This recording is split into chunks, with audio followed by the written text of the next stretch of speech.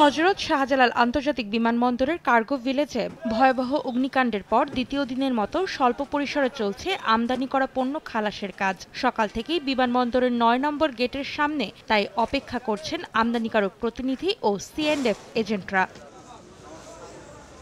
অগ্নিকাণ্ডের পর বিশ্বের বিভিন্ন দেশ থেকে যে পরিমাণ মালামাল আসছে তা বিমানবন্দরের ৯ নম্বর ফটকের পাশে বিমানের হ্যাঙ্গারে রাখা হচ্ছে। সেখানে এনবিআর এর দাপ্তরিক কাজ শেষ করে মালামাল বের করতে পারছেন ব্যবসায়ীরা। আইনশৃঙ্খলা বাহিনী ও কাস্টমস কর্মকর্তাদের সর্বোচ্চ সহযোগিতায় অনেকেই দ্রুতই হাতে পাচ্ছেন কাঙ্ক্ষিত মালামাল। ৩টা অর্ডারের মাধ্যমে ৩ শিফটের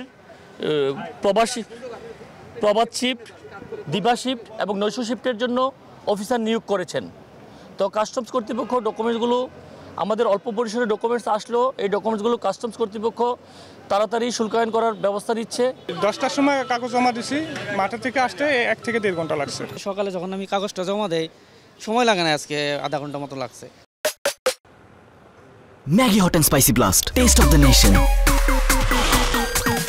তবে C&F এজেন্ট ও আমদানিকারকরা বলছেন কর্তৃপক্ষের সহযোগিতা থাকলেও শুধুমাত্র একটি গেট দিয়ে পণ্য খালাসে যথাসময়ে পণ্য পেতে তৈরি হয়েছে অনিশ্চয়তা।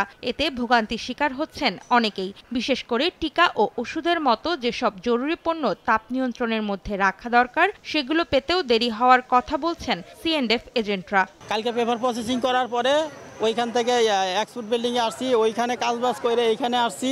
আইসারে ভিতরে মনে করেন যে মাল আনার নোক নাই, আবার প্লেট পাই না, এই ঝামেলা ওই ঝামেলা, এই সমস্যা। পরে আবার CPS জমা দিয়ে রাখছিলাম কালকে, আজকে আবার মনে করেন যে খুঁজে পরে বের করে পরে নিয়ে আসা হয়েছে। ফার্মা মালগুলো আছে যে অনেক মাল আছে লক ভাঙা থাকে, অনেক সময় ফার্মা মালের লক ভাঙা থাকলে অনেক সমস্যা হয়ে যায়, আমাদের গুডস রিসিভ করতে চায় না।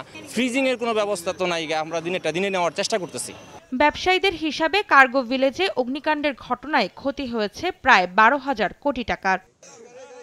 অন্তরা সেন, সময় সংবাদ, ঢাকা।